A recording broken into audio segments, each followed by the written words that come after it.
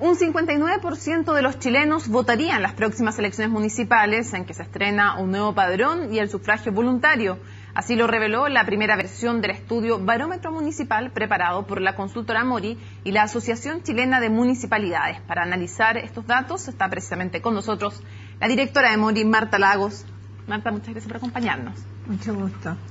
A ver, respecto a la participación, que era lo que mencionábamos, ¿qué sería un fracaso en la participación? Bueno, un fracaso en la participación sería que votara menos gente que la que votaba antes de que hubiera voto voluntario, es decir, menos gente que la que estaba registrada y que votó históricamente en las elecciones anteriores.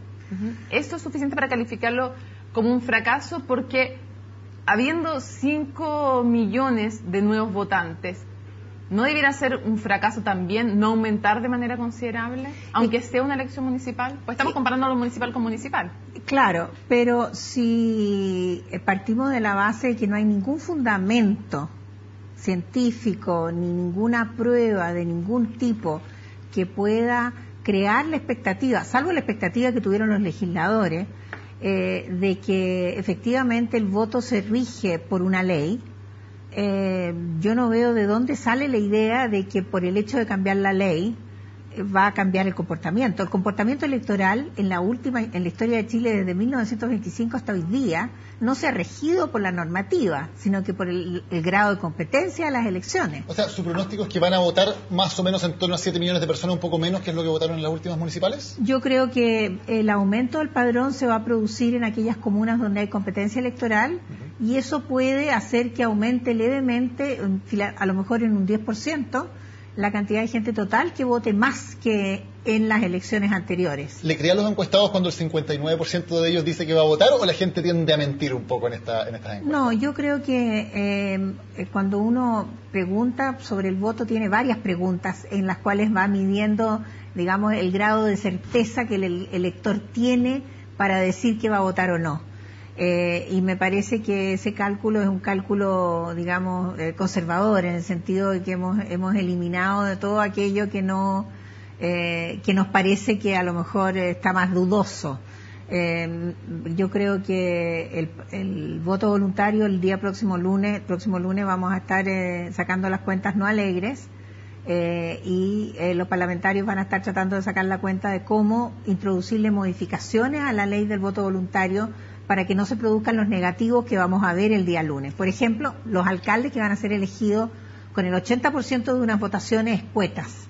¿Por qué? Porque en ese lugar no hay competencia, entonces los votos que van a ir a votar van a ser los votos duros de esos alcaldes. Perfecto, pero ¿es viable? Porque ya está diciendo usted algo que le íbamos a preguntar, si se iba a instaurar o no, o iba a reflotar con más fuerza lo que ya está en el aire, esta idea de reponer la obligatoriedad del voto. ¿Es factible hacerlo?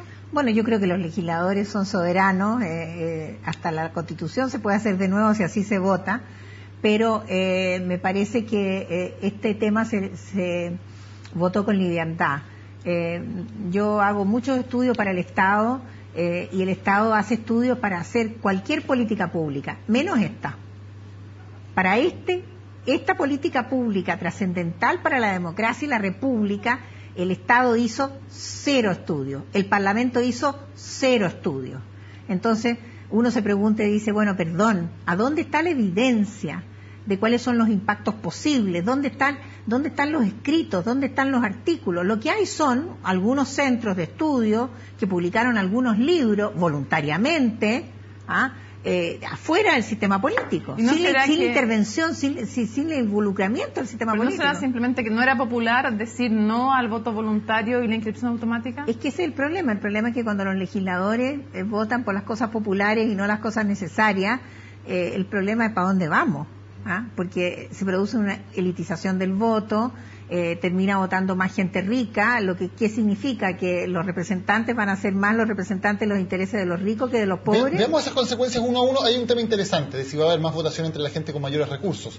Algunos dicen que ese factor ya estaba porque ya se inscribía más la gente con mayores recursos que la con menores recursos. ¿Se va a acentuar esa línea, digamos, con el voto voluntario? Claramente a nosotros la encuesta nos dice, no solo esta, sino que otras encuestas también nos reafirman lo mismo.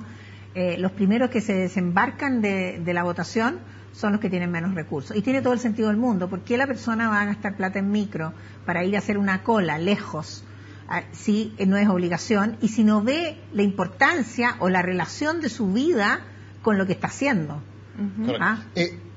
Relacionado con eso, si vota más gente de mayores recursos, ¿eso es una buena noticia para el gobierno más que para la oposición? No, para nada. Porque en general lo que vemos es de que la gente que se incorpora al padrón es la gente menos crítica. O sea, hay una capacidad de crítica del sistema que es atraída por las competencias. Por ejemplo, Providencia, por ejemplo, Santiago, donde vemos claramente que el que vota es una persona de menos de 40 años, el votante nuevo, correcto, ¿no es cierto? Menos de 40 años, de nivel socioeconómico medio o alto, ya, y que tiene un nivel de educación al menos de algún grado de educación superior incompleta. Entonces, ese perfil es un perfil de un chileno postmaterialista, puede ser una izquierda, digamos, libre, no la izquierda socialista o la izquierda comunista, sino que es simplemente la izquierda progresista que se llama hoy día. Y yo creo que se van a incorporar al padrón en ese tipo de comunas mucha gente de esa característica. El votante de derecha, que se declara de derecha en las encuestas, es crítico de lo que está pasando en la política y se aleja de la política. La derecha se involucra menos en la política que la izquierda. Manta, perdón, entonces, ¿están equivocados quienes en la oposición están asustados frente a este voto voluntario? Porque claramente la tesis de ellos ha sido que va a perjudicar a la participación de la gente con menos recursos y por ende sienten ellos que les va a perjudicar. Están completamente equivocados.